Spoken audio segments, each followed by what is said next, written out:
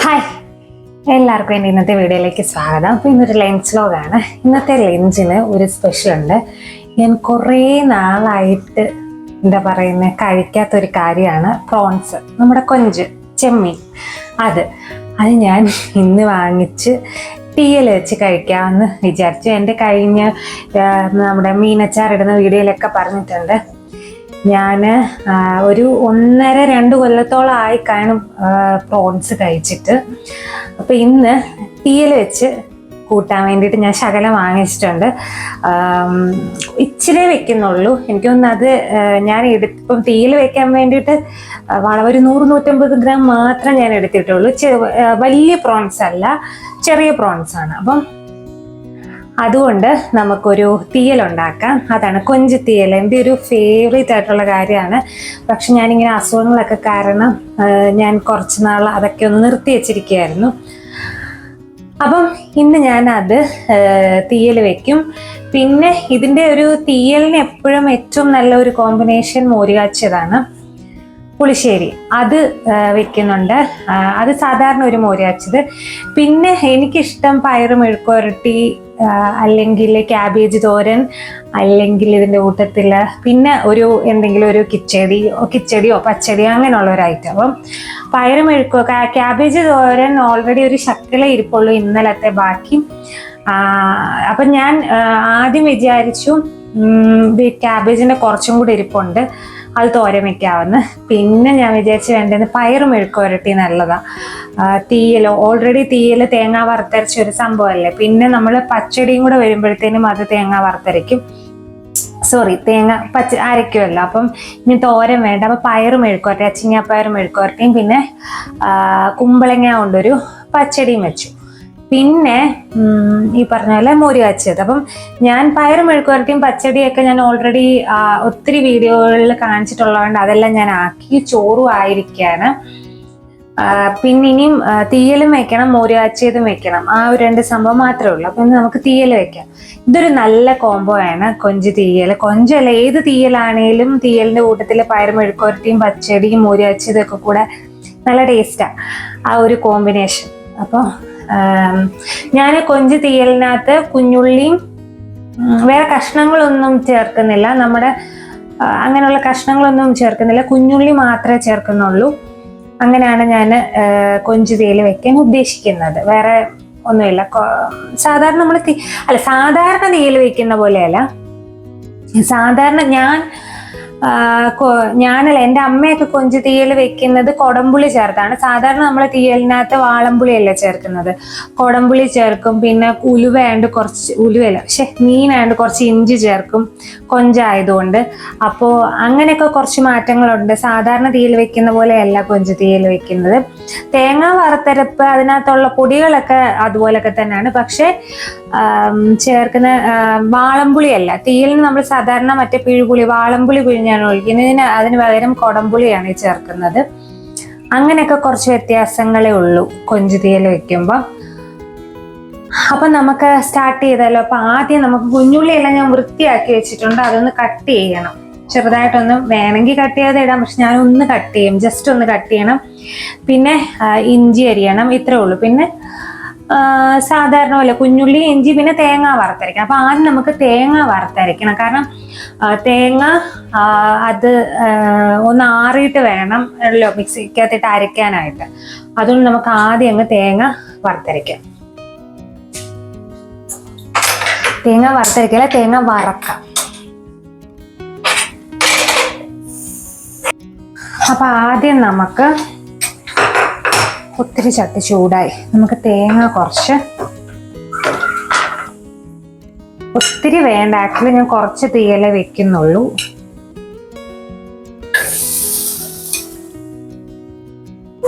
ഈ ഒരു 2 ഇത്രയും മതി.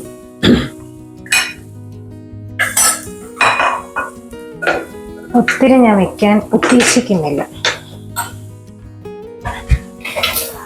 കുറച്ച് പ്രോൺസ് അല്ലേ ഉള്ളൂ, ഒത്തിരി പ്രോൺസ് ഞാൻ എടുത്തിട്ടില്ല, ഒത്തിരി ഞാൻ വാങ്ങിച്ചില്ല. ഞാൻ ആപ്പടെ 300 ഗ്രാമാണ് വാങ്ങിച്ചത്. നമ്മൾ കുറേ ഉണ്ടാക്കി വെച്ചാലും 2 ദിവസത്തേക്ക് ഉള്ള രീതിയിലേ ഞാൻ എടുക്കുന്നുള്ളൂ.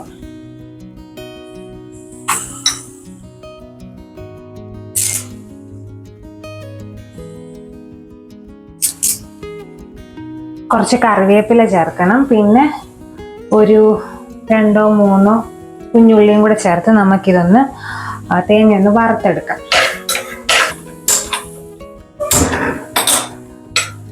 അപ്പം തേങ്ങ ചിരികിയത്, കുഞ്ഞുള്ളി, കറിവേപ്പില ഇത്രയും ചേർത്ത് നമുക്ക് ഒന്ന് എന്താ പറയുക നന്നായിട്ട് ഒന്ന് തീയലിനൊക്കെ വറക്കുന്ന പോലെ നന്നായിട്ടൊന്ന് വറുത്തെടുക്കാം.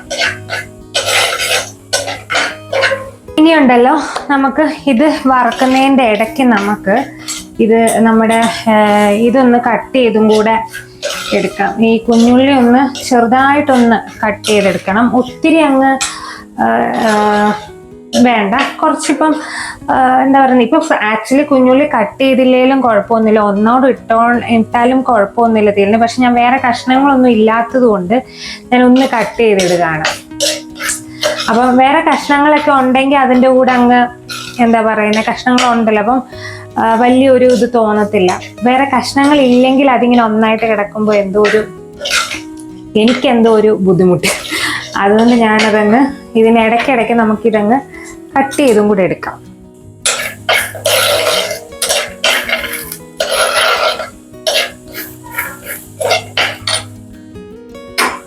ഞാൻ കുറച്ച് എണ്ണ ഒഴിക്കുകയാണ്, ഇതിൻ്റെ അടിക്ക് പിടിക്കുന്നു.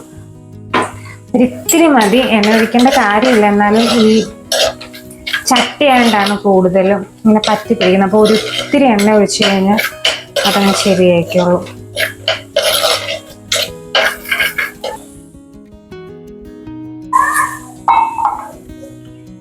കുറച്ച് കുഞ്ഞുള്ളി വേണേ തീയല്, പ്രത്യേകിച്ച് ഉള്ളി തന്നെ ഇട്ടൊക്കെ തീയൽ വെക്കുമ്പോൾ വേറെ കഷ്ണങ്ങളൊന്നും നമ്മൾ ചേർക്കാത്തതുകൊണ്ട് കുറച്ച് കുഞ്ഞുള്ളി വേണം.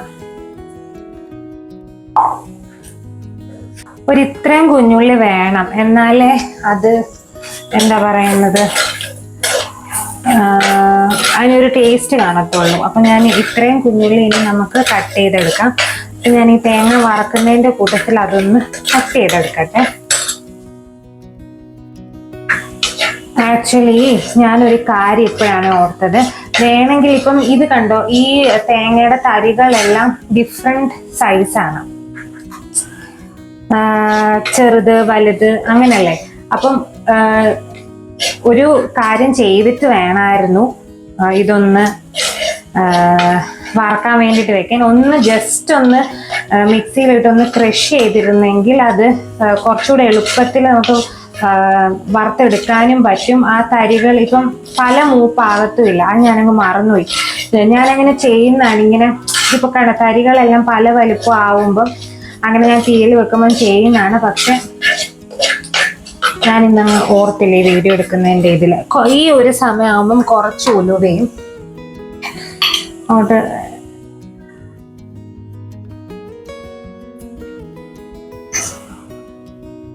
കുറച്ച് കുരുമുളകും കൂടെ ഒന്ന് ചേർക്കാം.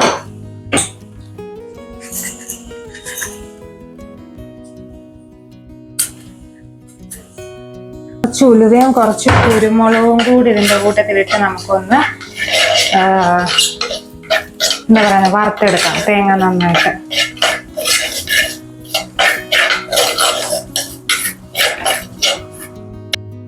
ഈ ഒരു പരുവാണ്. ഈ ഒരു പരുവായിട്ട് ഇപ്പം ഇനിയിപ്പം ഇതിന് ഇരുന്ന് മൂത്തോളും. ഒരു നല്ല ചുമക്ക വറുത്തെടുക്കണം എന്ന് വെച്ച് കരിഞ്ഞു പോകാനും പാടില്ല. അപ്പം നമുക്ക് കൈയെടുക്കാതെ ഒരു പോയിന്റ് കഴിഞ്ഞ് കഴിയുമ്പോഴത്തേനും കൈയെടുക്കാതെ തന്നെ ഈ തേങ്ങ വറുത്ത് എടുക്കണം. എന്നാൽ മാത്രമേ നമുക്ക് എന്താ പറയുന്നത് കരിഞ്ഞു പോകാതെ ഇതിങ്ങനെ ചുമക്ക കിട്ടത്തുള്ളൂ. ഇനി നമുക്ക് ഇതിനകത്ത് പൊടികളൊക്കെ ചേർത്ത് കൊടുക്കാവേ. കുറച്ച് മഞ്ഞപ്പൊടി,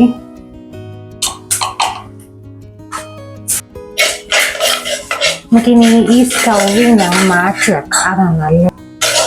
ഞാൻ ആ സ്റ്റൗവിൽ നിന്ന് മാറ്റി വെച്ചു, കാരണം കരിഞ്ഞു പോയാലോ. ഈ ചട്ടിക്ക് നല്ല ചട്ടിയുടെ ചൂട് കുറേ നേരം നിൽക്കത്തില്ലേ, അതുകൊണ്ട്. പിന്നെ മുളക് പൊടി, കാശ്മീരി മുളക് പൊടിയാണ് ഈ ചേർക്കുന്നത്. 1.5 മതി, കാരണം കുരുമുളക് ചേർത്തിട്ടുണ്ട്. ഇനി ഞാൻ പച്ചമുളക് ചേർക്കും. അപ്പം അതൊക്കെ കണക്കാക്കി മതി. പിന്നെ ഒരു ടീസ്പൂൺ മല്ലിപ്പൊടി, ഇത്രയും ചേർത്ത് ഒന്ന് ഇളക്കി ആ ചട്ടിയുടെ ചൂടിൽ മാത്രം മൂത്താൽ മതി. കൂടുതൽ നമ്മൾ എന്താ പറയുന്നത് മൂപ്പിക്കണ്ട.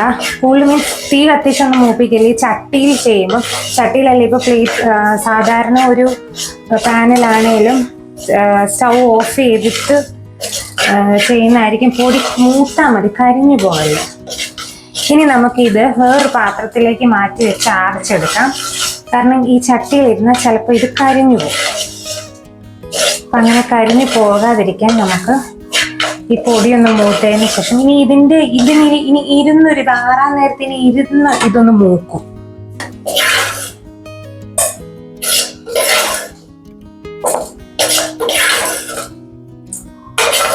അപ്പം നമ്മുടെ ഇത് കണ്ടോ, തേങ്ങ അരയ്ക്കാനുള്ള ഞാനിവിടെ റെഡിയാക്കി വെച്ചിട്ടുണ്ട്. ഇത് ഇനിയും കുറച്ച് നേരം ഇരുന്ന് ആറട്ടെ. ആറിന് ശേഷം നമുക്ക് മിക്സിക്കകത്തിട്ട് അരച്ചെടുക്കാം.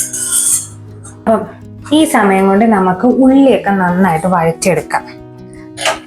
അതിന് വേണ്ടിയിട്ട് അപ്പം ആദ്യം കടുകൊക്കെ വറുത്തെടുക്കാം. എണ്ണ ഒഴിച്ച് ഉലുവയൊക്കെ ചേർത്തിരിക്കുന്നതുകൊണ്ട് അതൊന്നും ചേർക്കേണ്ട കാര്യമില്ല. എണ്ണ മൂത്തതിന് ശേഷം നമുക്ക് കടുക് ചേർത്ത് കൊടുക്കാം.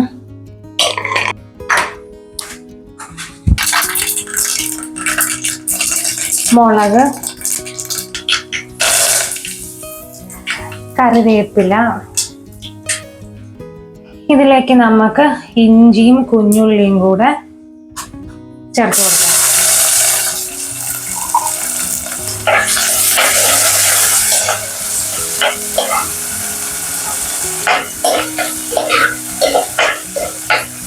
ഇനി ഇതിലേക്ക് പച്ചമുളക് ചേർക്കണം. ഒരു 3 പച്ചമുളക്.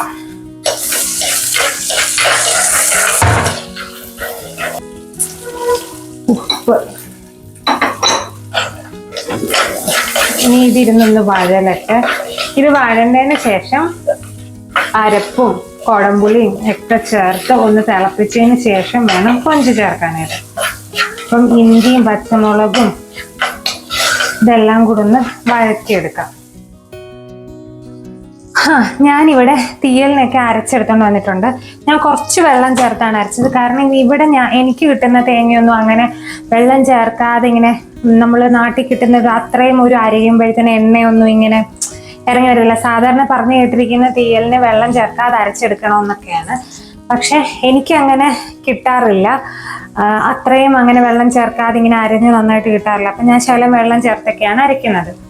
അപ്പോൾ നമുക്ക് അരപ്പ് ചേർക്കാം.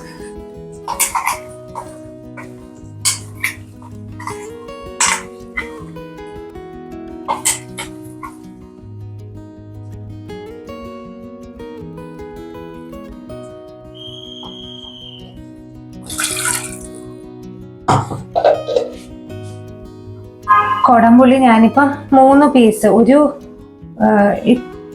ഒരു മീഡിയം വലുപ്പത്തിലുള്ള പീസും 2 കുഞ്ഞു പീസും ചേർക്കുന്നുണ്ട്. ഇത് ഞാൻ പിന്നെ പുളി നോക്കിയിട്ട് അങ്ങ് എടുത്ത് മാറ്റും.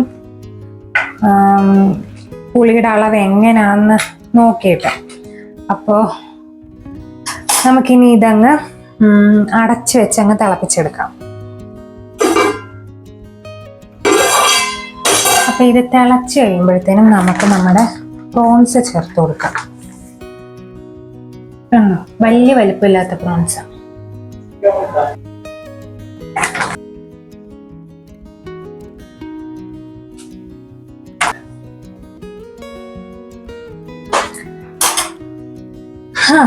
ഇനി ഇത് നമുക്ക് അടച്ചു വെച്ച് ഇതിന് വേകട്ടെ. ലോ ഫ്ലെയിമിലിരുന്ന് വേകട്ടെ.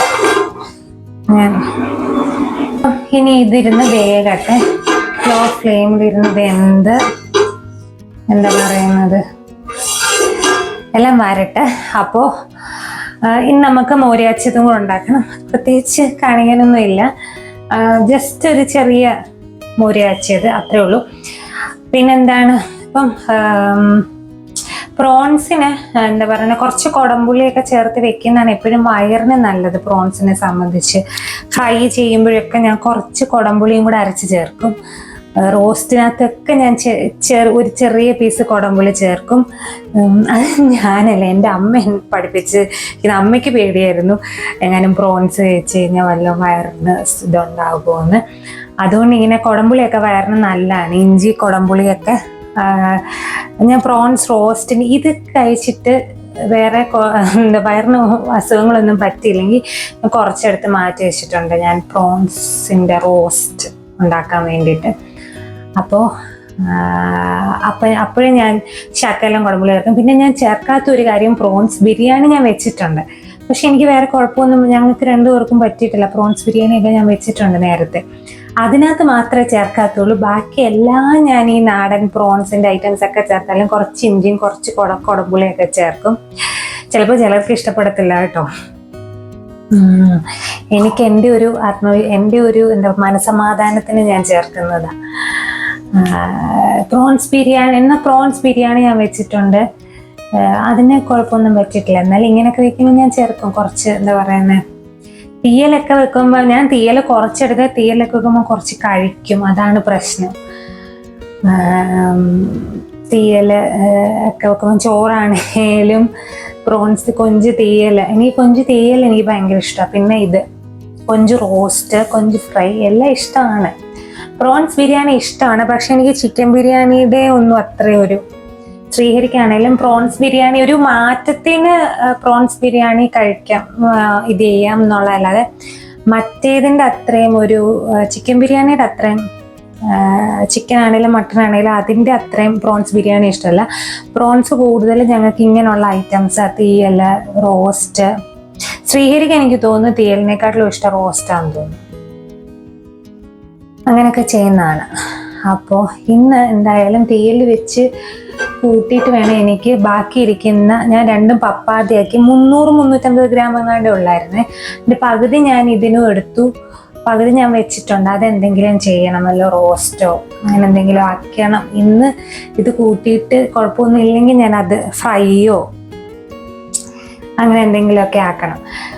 പിന്നെ ഇനി മോരാച്ചതും കൂടെ ഉണ്ടാക്കിയാൽ മതി. ഞാനിവിടെ ബാക്കി പയറ് മെഴുക്കുവരട്ടിയും പച്ചടിയൊക്കെ റെഡിയാണ്, ചോറും റെഡിയാണ്.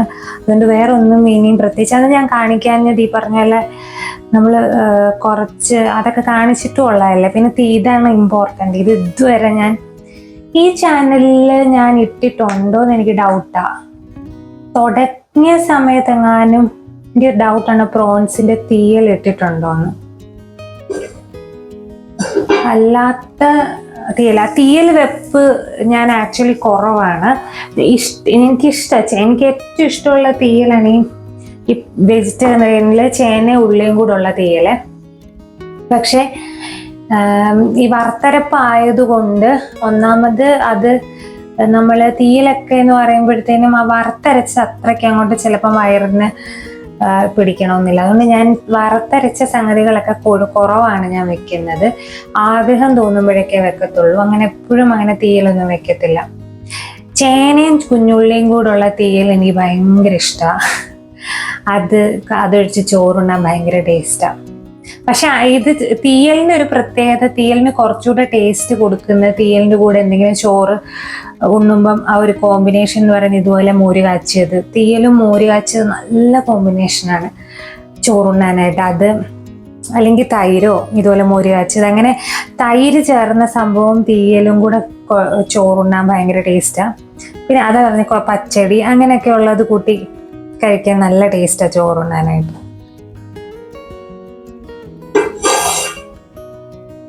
ഇത് കുറച്ച് നേരം ഇരിക്കട്ടെ.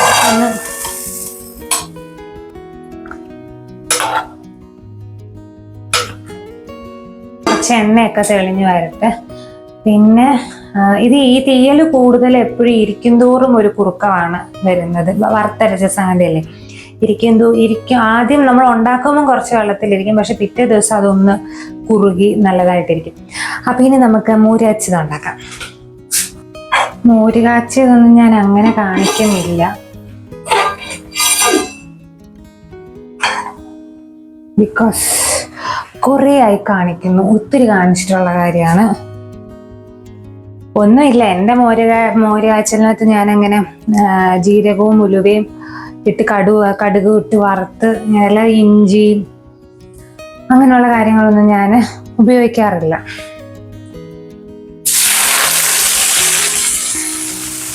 ഒത്തിരി മഞ്ഞപ്പൊടിയൊന്നും ചേർത്തിട്ടില്ല, കുറച്ചേ ചേർത്തുള്ളൂ. അങ്ങനെ വലിയ നിറവില്ലാത്തത് ചെയ്ത് മാറ്റി വെക്കാം. പിന്നെ അടുത്ത പാത്രത്തിലേക്ക് മാറ്റാം, അല്ലെങ്കിൽ ഈ പാത്രത്തിൽ തന്നെ ഇരുന്ന് ചിലപ്പോൾ അങ്ങ് പിരിഞ്ഞു പോകും.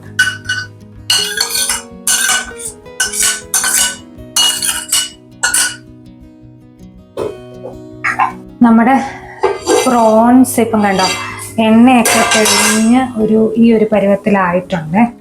പിന്നെ നമുക്ക് ഓഫ് ചെയ്യാം. ഓഫ് ചെയ്തിട്ട് നമുക്ക് അങ്ങ് അടച്ചു വെക്കാം. ഇപ്പം പ്രോൺസും എല്ലാം വെന്ത് നല്ലതായിട്ട് വന്നിട്ടുണ്ട്. ഇനി നമുക്ക് കുറച്ച് കഴിഞ്ഞല്ലേ ഇതാക്കുള്ളൂ. ഇതുപോലെ എണ്ണ തെളിയുന്ന സമയത്ത് അങ്ങ് ഓഫ് ചെയ്താൽ മതി. എണ്ണയൊക്കെ കണ്ടോ ഇങ്ങനെ തെളിഞ്ഞു തുടങ്ങുന്ന സമയത്ത് വേണം തീയൽ. ഇപ്പം ഏത് തീയലാണേലും ആ സമയത്ത് വേണം തീയലങ്ങ് ഓഫ് ചെയ്ത് അടച്ചങ്ങ് വെച്ചാൽ മതി. അതങ്ങനെ കുറച്ചു നേരം ഇരിക്കട്ടെ. ഞാനിനി ബാക്കി പരിപാടികളൊക്കെ തീർത്ത് അടുക്കളയൊക്കെ വൃത്തിയാക്കി പാത്രമൊക്കെ കഴിയുന്നതിന് ശേഷം കാണാം. ഇപ്പം സമയം ഒരു 12 മണി 12:15 ആയിട്ടേ ഉള്ളൂ. ഞാനിന്ന് നേരത്തെ തുടങ്ങി എന്ന് പറഞ്ഞു കഴിഞ്ഞാൽ രാവിലെ തന്നെ ബാക്കിയുള്ള പരിപാടികളൊക്കെ അങ്ങ് തീർത്തു. ചോറും വെച്ചു, ബ്രേക്ക്ഫാസ്റ്റിൻ്റെ കൂടെ തന്നെ. അതുകൊണ്ട് ഇന്ന് എല്ലാം നേരത്തെ തീർന്നു. ആക്ച്വലി എനിക്ക് അങ്ങനെ നേരത്തെ തീരുന്നതാണ് ഇഷ്ടം. എനിക്കൊരു 11, ഞാൻ മിക്കവാറും ഈ വീഡിയോ എടുക്കാത്ത ദിവസങ്ങൾ, ലഞ്ച് വ്ലോഗായിട്ട് എടുക്കാത്ത ദിവസങ്ങളിലെല്ലാം ഒരു 10-11 ഒക്കെ ആകുമ്പോഴത്തേക്കിനും, മീൻസ് ശ്രീഹരിക്ക് ഓഫീസിൽ പോകണ്ടെങ്കിലും 11-11 ആകുമ്പോഴത്തേനും ഞാൻ ലഞ്ചും കൂടെ ഇത് ചെയ്ത് വെക്കും. എനിക്കതാണ് കൂടുതലും ഇഷ്ടം. രാവിലെ തന്നെ ലഞ്ചും അങ്ങ് തീർക്കുന്നതാണ്. വീഡിയോ എടുക്കേണ്ട ദിവസങ്ങളിലാണ് ഞാൻ ആക്ച്വലി ബ്രേക്ക്ഫാസ്റ്റിന് ശേഷം തുടങ്ങുന്നത്. ശ്രീഹരിക്ക് ഓഫീസിൽ പോകുന്ന ദിവസമാണെങ്കിൽ രാവിലെ അങ്ങ് തീരും. രാവിലെ തന്നെ ബ്രേക്ക്ഫാസ്റ്റും എല്ലാം അങ്ങ് തീരുമല്ലോ. അപ്പോൾ അങ്ങനെയൊക്കെ. ഇനിയും അരി വാർത്തില്ല, അരി വാർക്കണം. ഇത്രയൊക്കെ ഉള്ളൂ. ചോറ് വിളമ്പണം, അതിൻ്റെ ഫോട്ടോ എടുക്കണം, അതിൻ്റെ വീഡിയോ എടുക്കണം, അതെല്ലാം കഴിഞ്ഞ് കഴിക്കണം. ഇവിടെ ഭയങ്കര കാറ്റ്. അപ്പോൾ ഇനി നമുക്ക് ചോറൊക്കെ വിളമ്പാൻ നേരത്ത് കാണാം. അപ്പോൾ കൊഞ്ച് തീയലൊക്കെ ഇവിടെ നല്ല സെറ്റായിട്ടിരിപ്പുണ്ട്. ഇതുപോലെ നല്ലപോലെ എണ്ണ തെളിഞ്ഞ് വരുന്ന പാകത്തിന് വേണം തീയലങ്ങ് ഓഫ് ചെയ്ത് അങ്ങ് അടച്ചിടണം. എന്നിട്ട് കുറച്ച് കഴിയുമ്പോഴത്തേനും നല്ല അടിപൊളിയായിരിക്കും തീയൽ. അപ്പോൾ ഞാൻ പിന്നെ ഇതിൻ്റെ ഒരു എൻ ക്ലിപ്പ് ഒന്നും എടുത്തില്ല, കാരണം ഞാൻ ചോറ് വിളമ്പി ചോറുണ്ണാനുള്ള ഒരു ആക്രാന്ത് വരുന്നു എനിക്ക്. അപ്പം ഞാൻ പയറ് മെഴുക്കുവരട്ടിയും പച്ചടി, മോര് കാച്ചിയത്, തീയൽ, ഇതൊരു അടിപൊളി കോംബോ ആണ്. ഇപ്പോൾ കൊഞ്ച് തീയലെന്നല്ല, നമ്മുടെ വെജിറ്റബിൾ തീയലാണേലും പച്ചക്കറി കൊണ്ടുള്ള നമ്മുടെ തീയലാണേലും ഇതൊരു അടിപൊളി കോമ്പിനേഷനാണ്. ട്രൈ ചെയ്ത് നോക്കാത്തവർ ട്രൈ ചെയ്ത് നോക്കണം. അപ്പോൾ ഞാൻ ഈ വീഡിയോയുടെ ഈ പറഞ്ഞ പോലെ എൻ ക്ലിപ്പ് എടുത്തില്ലല്ലോ, അപ്പം ഞാൻ വീഡിയോ അങ്ങ് അവസാനിപ്പിക്കുകയാണ്. ഞാൻ ചോറൊക്കെ വിളമ്പി പിന്നെ ചോറുണ്ണാനുള്ള എനിക്കങ്ങ് ഭയങ്കര ഒരു ആഗ്രഹമായിരുന്നു. അപ്പോൾ വീഡിയോ ഇഷ്ടപ്പെട്ടെങ്കിൽ വീഡിയോ ഒന്ന് ലൈക്ക് ചെയ്യുക, ഷെയർ ചെയ്യുക, ചാനലൊന്ന് സബ്സ്ക്രൈബ് ചെയ്യുക. ഇനി വീണ്ടും അടുത്തൊരു വീഡിയോ ആയിട്ട് വരുന്നിടം വരെ താങ്ക് യു സോ മച്ച്.